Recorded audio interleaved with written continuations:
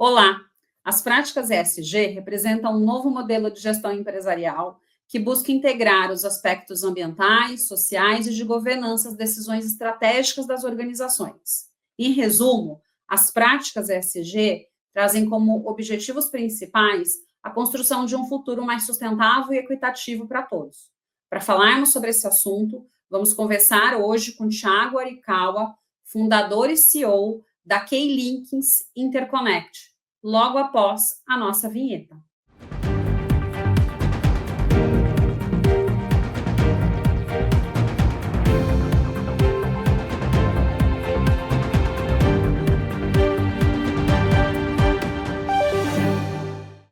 No programa de hoje, vamos conversar com o fundador e CEO da K-Links Interconnect, Thiago Arikawa.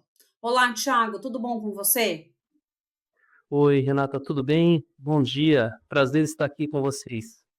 Tudo jóia. E, Thiago, antes da gente começar aqui o nosso bate-papo, eu queria que você falasse um pouquinho da sua formação e da sua experiência profissional. Na verdade, foram, como a gente diz no mundo das startups, né, foram várias pivotadas, né, Renata? Eu trabalhei muito tempo, né, no comércio da família, aquela coisa, né, de supermercado de bairro, então a gente começa muito jovem a trabalhar e é muito gostoso. Depois eu fui cursar Direito e eu sempre fui apaixonado pelas áreas política e social.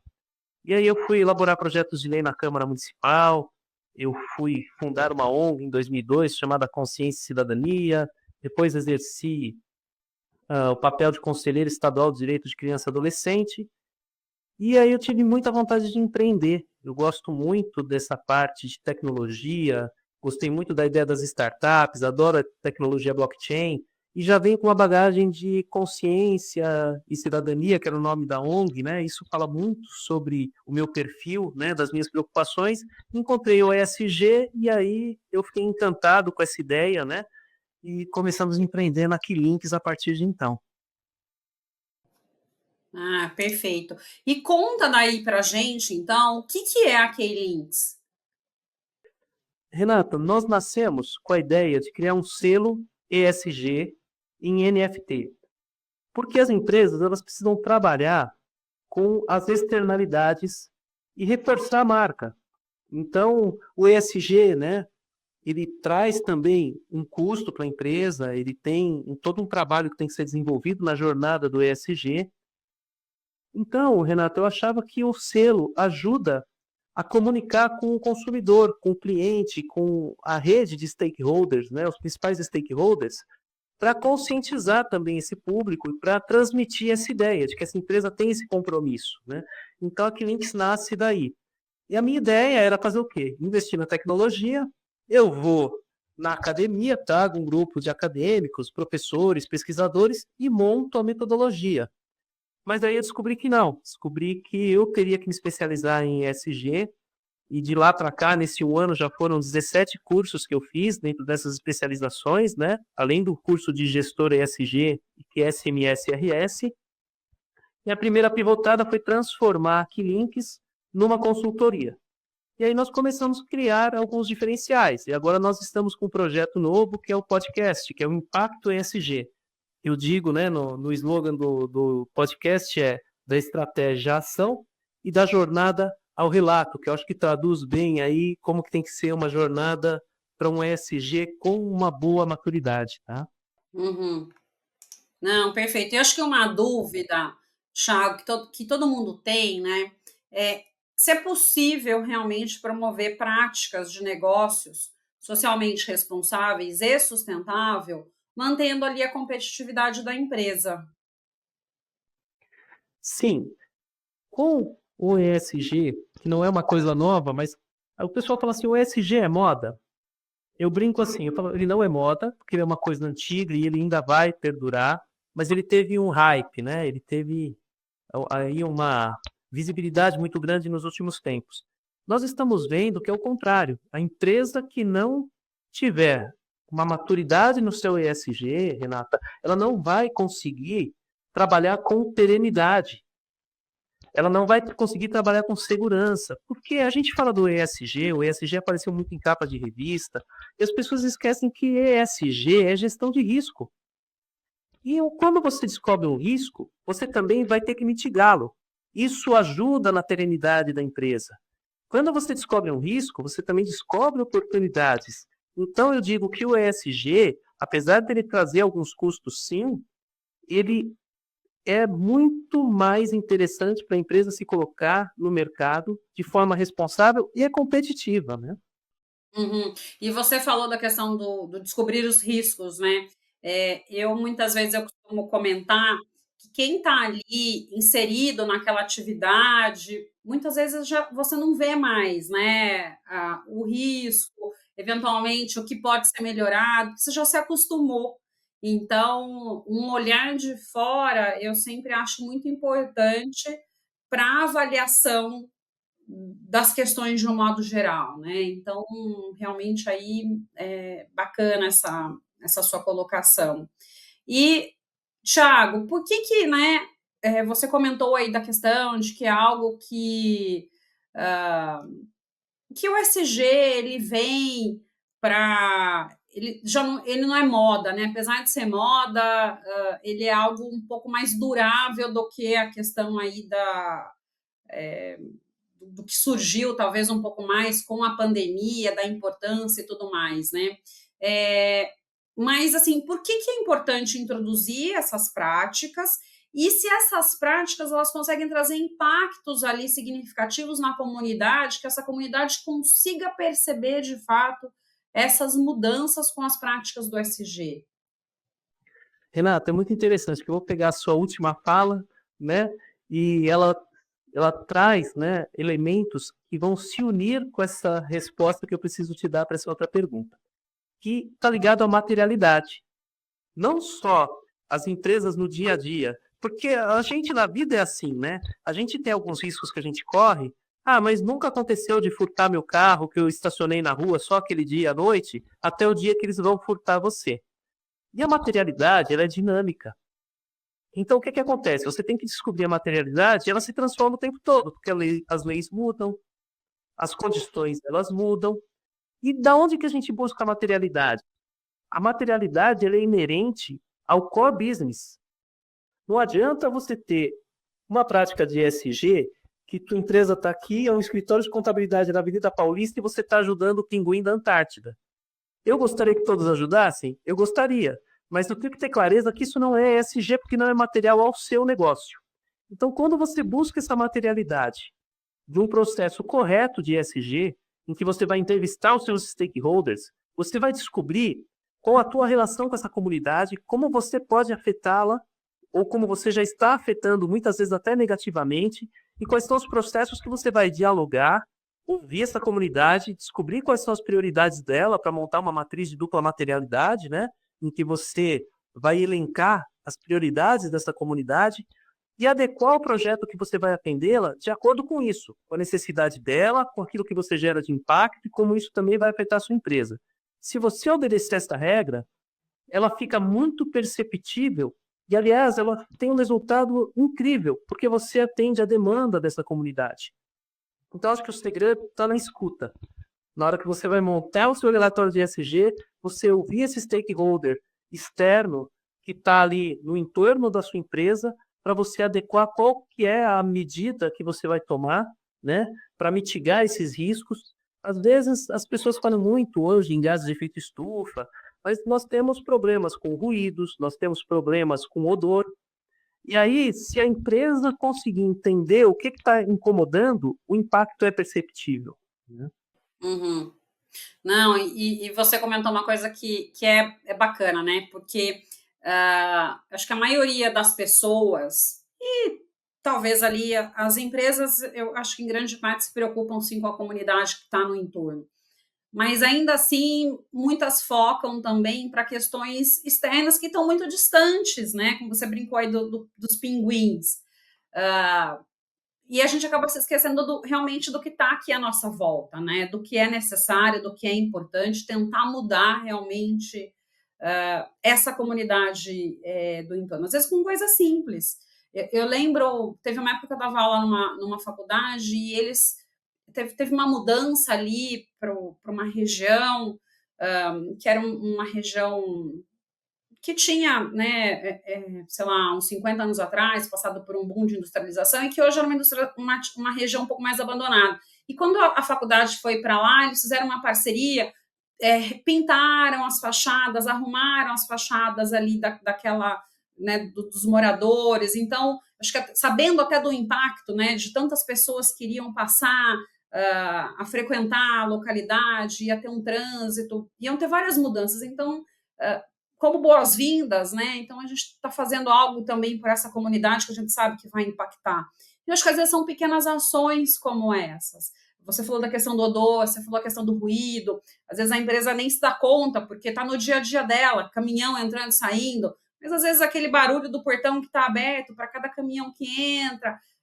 São pequenas coisas que muitas vezes geram impacto nessa comunidade, lembrando que às vezes as indústrias realmente se instalam em locais mais distantes do centro urbano, mas o urbano começa a chegar, né? De repente você tem vizinho ali residencial do lado da sua indústria. E como que eu vou gerenciar essa questão de conflito? E como bem colocado por você, a questão da materialidade ela muda muito, porque a legislação muda muito, esse entorno muda muito. Então, são realidades que acabam mudando e que fazem muito sentido essa avaliação, né, do que é importante e como que realmente essa comunidade vai enxergar. E daí, assim, eu acho que não só a comunidade, né, mas a comunidade externa, mas a comunidade interna também é importante. E até pensando, né, de repente, como que eu vou ajudar todo mundo, para todo mundo enxergar esse valor que eu estou trazendo para a minha empresa, Thiago, como que implementar, então, práticas, né, de ESG sem comprometer a lucratividade da empresa? É possível? Como fazer isso? Então, o ESG, ele demanda um custo. Inclusive, nós temos os relatos integrados, que são os frameworks, né? Hoje a CVM começa a exigir, né, os relatos integrados, que é um relatório que a gente chama de IFRS S1 e S2, que ficou muito em moda, todo mundo conversando muito sobre isso. Por quê? Porque a CVM obrigou que as empresas façam seus relatórios, e ele passa a ser obrigatório agora a partir de 2025 até para a gestão 2025, né? Exercício 2025, mas o relatório 2026. Por enquanto ele é facultativo. E aí começaram a falar muito sobre isso, e nós temos um grande relatório, que é o TCFD, que ele fala das questões do clima. Só que o TCFD ele já exige que você tenha uma relação do caixa da empresa, dos lucros, com o percentual que você investe na mitigação dos riscos que você causa. Então, eu vejo como um investimento, mas se a gente for olhar desse outro lado, tem que ter sim um impacto financeiro na empresa. Senão ele é considerado pelos investidores, por quem avalia os relatórios, como irrelevante. É a mesma coisa para assim, nossa, eu forneço uma grande ajuda e eu não chego a doar uma cesta básica por mês. Então, assim, minha ajuda é significativa? Não é. Então, a gente tem consciência de que o ESG precisa estar no planejamento dos projetos. Eu fiz um outro curso que seria gestor ESG e de sustentabilidade de acordo com as práticas do PMBOK, né, que é um guia de gestão de projetos elaborado pelo PMI. E as pessoas falam sobre isso. Se você não colocar esse custo como um investimento no teu projeto no início, depois para você mitigar lá na frente, você não tem de onde tirar, porque não foi um custo que teve uma previsão orçamentária no budget. Ou seja, é muito preocupante a gente ter essa visão de que a gente está tirando do lucro ao invés de que a gente está prevendo no orçamento como um investimento, algo que agrega valor. E essa é a importância de ajustar o mindset para o ESG. E eu falo da importância do ESG, por exemplo, nós vivemos num país que você vai dormir num dia, eu tenho dito muito isso, né? Tá tudo bem. No dia seguinte a gente acorda e descobre que está faltando 20 bilhões no caixas das lojas americanas. Mas você fala, não é possível que seja assim. Uma empresa que tem auditoria da PricewaterhouseCoopers. Então, Se a gente não tiver esse compromisso de trazer cada vez mais a transparência, de cada vez mais ter a consciência do ESG, mesmo sabendo que ele representa custos, a gente não vai conseguir resolver essas questões que teria a perenidade de empresas que são empresas muito grandes, elas afetam diretamente a economia do nosso país, elas geram muitos empregos. Então, assim, eu acho que você cuidar de tudo isso é investimento, né? E aí, assim, são pontos meus, né, de vista e de alguns especialistas de ESG, mas eu acho que eles são urgentes num país que tem uma cultura ainda que a gente precisa trabalhar muito, a cultura do país. A gente fala em trabalhar a cultura da empresa, mas ela está inserida num contexto muito pernicioso, né? E você colocou uma coisa que eu também acredito, viu, Thiago? É a questão de você encarar os investimentos na área ambiental como um investimento e não como um custo. Porque eu acho que muito antigamente isso era mais evidente, né? Ninguém pensava em investir nas questões ambientais, era sempre muito visto como um custo. A gente vê uma mudança de mentalidade hoje, mas até para a gente ter um avanço maior nas questões, realmente precisa mudar essa lógica de mercado e entender como um investimento de médio e longo prazo, né? E não simplesmente aquela coisa imediatista de se ter um retorno ali financeiro. Então, são pontos aí. Mas sabe, Renata, tem uma coisa interessante. Desculpa, acho que eu te cortei um pouquinho. Não, imagina. Tem uma coisa muito interessante nisso, né? Você tem já um consumidor 4.0 mais consciente, uma geração Z mais crítica e mais consciente, que eles estão dispostos a pagar um pouco mais, que eles consideram que é justo para uma empresa que tem uma atitude mais responsável. E outra grande mudança de mindset é a do crédito de carbono, em que, na verdade, o que ela está dizendo é o seguinte: olha, a floresta, se ela valer mais preservada do que desmatada, a gente começa a progredir nessa questão ambiental. E eu acho que o ESG tem que caminhar nessa linha, né? Como é que a gente transforma esse custo inicial que você faz em um atrativo para você melhorar o desempenho e a performance, que eu acho que parte da conscientização e sistemas como crédito de carbono, em que você vai aliar aquela prática e mensurar economicamente para a gente fazer uma compensação, né? Uhum. Outra coisa que você colocou aí, que eu também acredito bastante, é que muitas das mudanças elas virão por exigências do consumidor, né? O consumidor, além de estar disposto a pagar um pouco mais, mas o consumidor ele vai começar a fazer escolhas de fato, né? Eu compro determinada, sei lá, marca de produto, de um determinado leite ou de um, sei lá, porque eu sei que esta marca, esta empresa, ela tem ações voltadas ali para uma proteção ambiental, para políticas e práticas de ESG. Então, são escolhas, né, que o consumidor, de fato, vai começar a fazer e talvez ele vai ser o vetor de mudança a partir do momento que ele exige isso, né? No momento de compra. Então, você colocou dessa questão desse consumidor aí 4.0, sei lá, mas. Renata, eu diria que sim e não só do consumidor, porque eu tive uma vasta experiência também com a política e eu entendi uma coisa, né? Existe uma diferença entre o que um consumidor ou um cidadão responde numa pesquisa e o comportamento do cidadão. Então, eu acho que o consumidor vai ter um peso muito grande, mas a gente precisa ser respaldado ainda por legislação, uma política de fiscalização muito séria, né? A gente precisa ter sanções muito rigorosas, porque o consumidor também é aquilo. Se você perguntar para o consumidor, olha, teve um escândalo da Danone lá, tinha fazendas que maltratavam os animais, né? E elas forneciam leite para a Danone.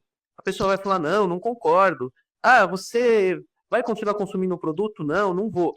O que a gente tem que saber é se quando chega na prateleira do supermercado, o comportamento do cidadão é o mesmo que ele declara numa pesquisa, porque ninguém tem coragem de falar eu sou a favor dos maus tratos, né? Mas não sei se de fato ele abandona o produto na prateleira do supermercado. Então, eu acho que também nós temos que trabalhar essas questões nas escolas. Eu até criei um projeto ESG para as escolas, que passa pelo seguinte: eu vou avaliar a maturidade do ESG da empresa escola particular, que normalmente é uma empresa de pequeno ou médio porte aqui em São Paulo. Vou fazer a parte pedagógica, em que a gente vai fazer para os alunos palestras, né, todo um trabalho sobre o que é o ESG, e depois uma ação prática, em que eles vão escolher uma ação socioambiental que eles vão desenvolver de acordo com a necessidade do entorno deles, envolvendo a comunidade do entorno, os funcionários da escola, os pais, os educadores, os fornecedores da escola. Então, isso para a gente traduzir para essa geração que está chegando, o que é o ESG, a sua importância. Se a gente não aliar com práticas educacionais e toda essa outra cadeia de legislação, fiscalização, eu acho que só o consumidor fica uma ponta muito frágil no processo, né? Não, mas ele é uma pessoa muito importante para, de fato, tentar promover essa mudança, né? Eu acho que são vários pilares aí. E acho que um desses pilares, que é um pilar importante, acaba sendo o consumidor com a sua escolha. Eu sei que às vezes ainda o preço final conta bastante, mas eu já vejo essa mudança de cultura. Coisa que, não sei, há 5 anos atrás, 10 anos atrás, essa discussão nem existia, né?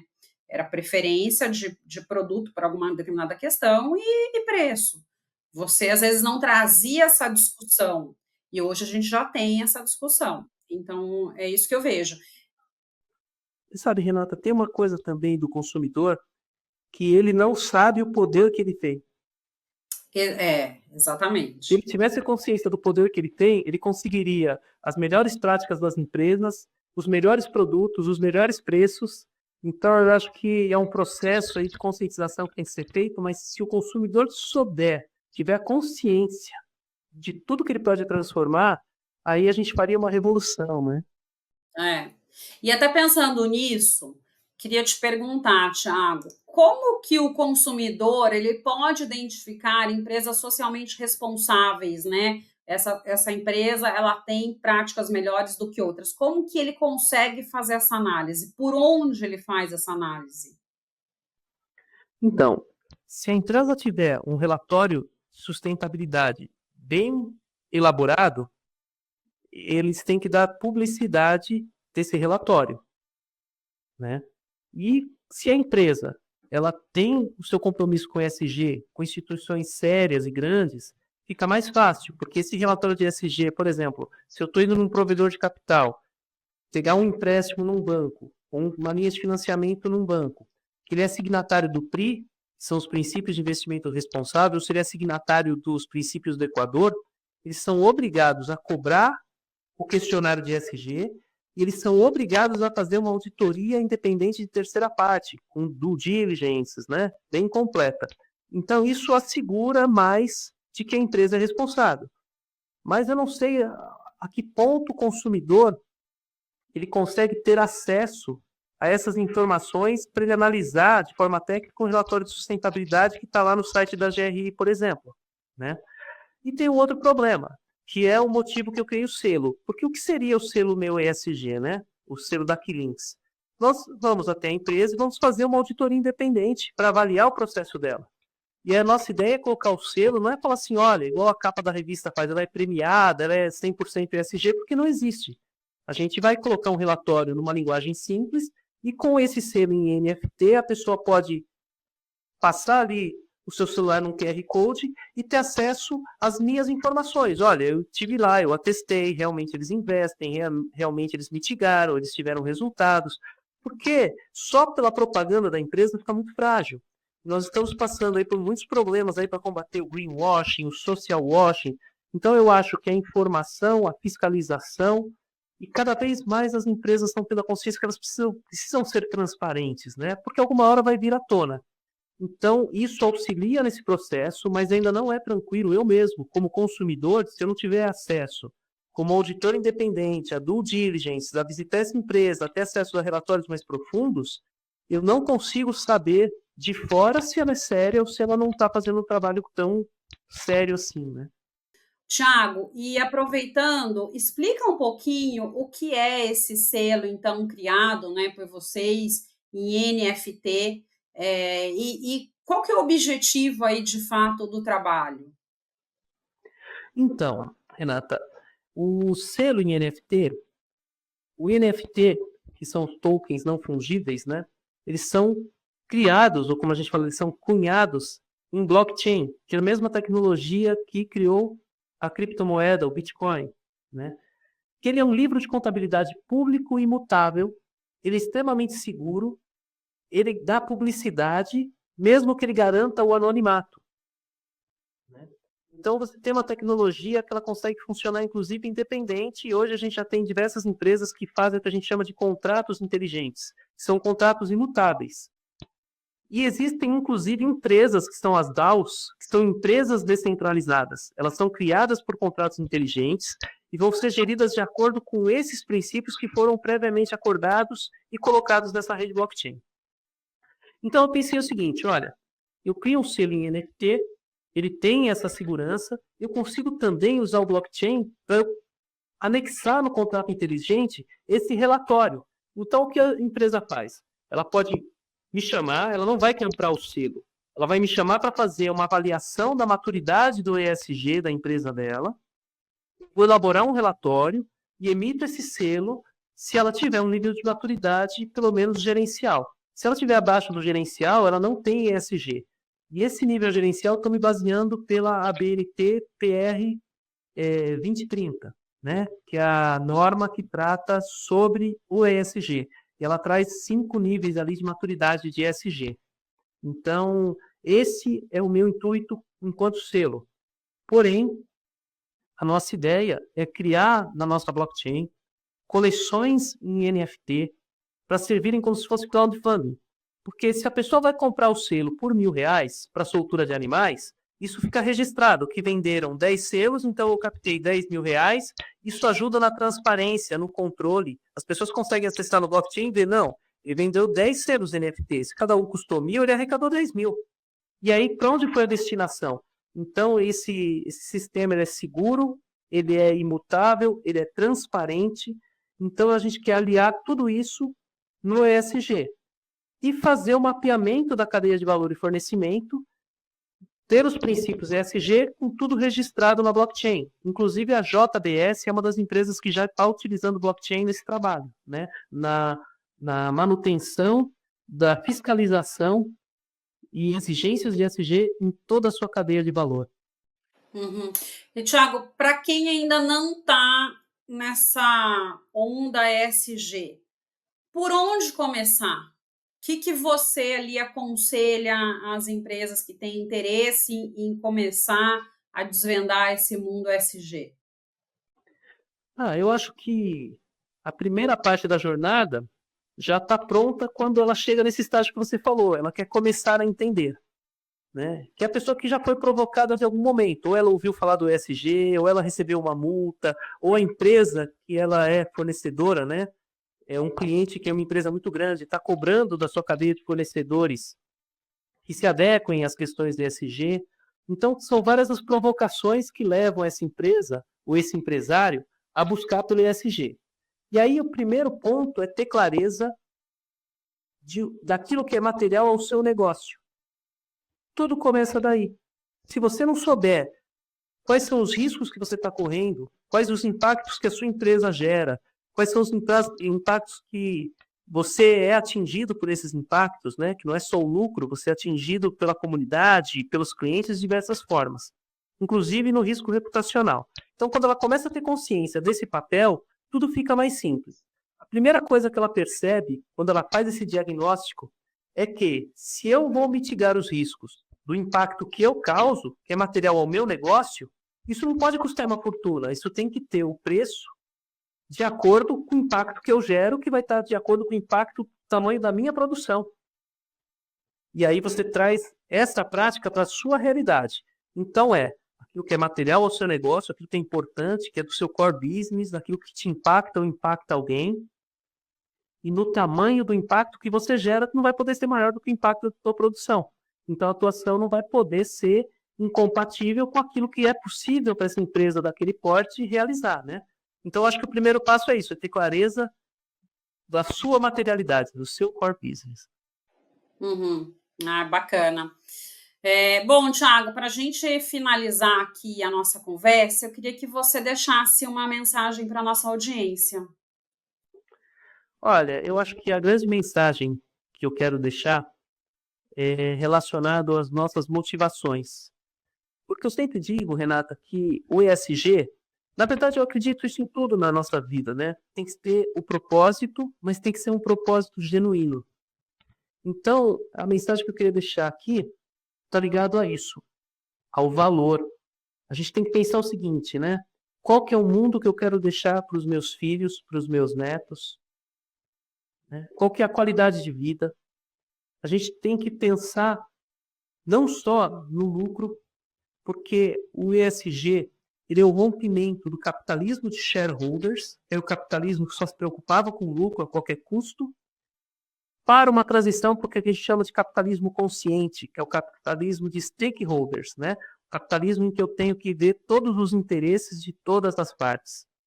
Então, esse é o recado que eu quero deixar.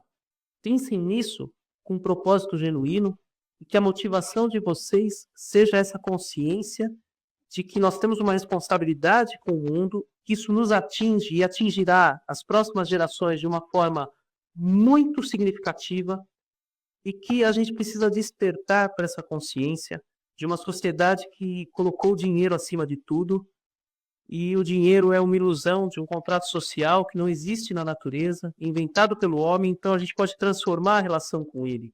Isso pode se tornar mais generoso para todo mundo. Então que as pessoas despertassem para um olhar mais consciente, não porque a gente quer ser bonzinho, não porque eu tenho um compromisso pessoal de algum vínculo que eu tenho, religioso, qualquer coisa que seja, mas que a gente comece a despertar para essa consciência, Renata, por entender que não dá mais para a gente causar os impactos que a gente causa no mundo, e eles estão não só mais sendo globais, que às vezes os globais a gente nem percebe, a gente já está começando a sentir eles localmente. As mudanças de temperatura, a gente vai ter impactos na agricultura, então são muitos conflitos, muitas tragédias que a gente vai causar. Então, quanto antes a gente conseguir olhar para essa situação toda com a consciência de que somos também responsáveis, isso melhora para todo mundo. Então, o resumo do meu recado é: o ESG não é um jogo de soma zero. Porque num jogo de soma zero, Renato, se eu estiver jogando poker com você, o dinheiro que está na mesa, o que eu ganhei, você perdeu e vice-versa. O que você ganhar, eu vou perder. No ESG não é um jogo de soma zero. Ou todo mundo ganha, ou todo mundo perde. Uhum. Eu acho que essa consciência, né, de que ou todo mundo ganha, todo mundo perde, eu acho que isso que as pessoas precisam de fato parar para refletir, porque todo mundo quer ganhar, né? E eu acho que as pessoas não se deram conta de que se não tiver uma mudança de fato, de comportamento, de ações, todo mundo vai perder. E a gente já tem visto, né? O planeta tem dado alguns indícios, então realmente ali é uma necessidade, acho que, de reflexão aí de todos. Então, bacana aí essas suas considerações, Thiago. Obrigado, Renata. Muito obrigado. Bom, queria agradecer, então, pela sua participação aqui no nosso programa no dia de hoje. Olha, eu quero te agradecer muito a oportunidade, tá? Também de estar aqui. E também queria ter você conosco lá no nosso Impacto ESG, né? O nosso podcast, nosso MesaCast, que a gente está gravando vários pilotos, a gente já está agora no 13º episódio. Vai ser um prazer. Uma área que eu tenho muito carinho é pela parte do compliance também, né? Eu fiz gestão em risco de terceiros, né? Como é que você faz os riscos do compliance? São 2 cursos muito especiais que eu fiz. E vai ser muito importante te ouvir pelo teu conhecimento, né? Como advogada, pelo teu comprometimento aí com a área ambiental, com o ESG, com a sustentabilidade e também com esse conhecimento que você pode agregar na área do compliance. Então, vamos ver aí, pedir para a Carole, que faz aí nossa assessoria de imprensa, se ela consegue ajustar, tá bom? Maravilha, eu te agradeço. Vamos marcar sim, que eu acho muito importante, né, esses momentos de discussão, de reflexão, de troca, realmente são muito importantes. Bom, no programa de hoje, eu conversei com o fundador e CEO da K-Links Interconnect, Thiago Arikawa. Muito obrigada a você que nos prestigiou até aqui. Deixe seu like, se inscreva em nosso canal e compartilhe. Nos vemos na próxima semana.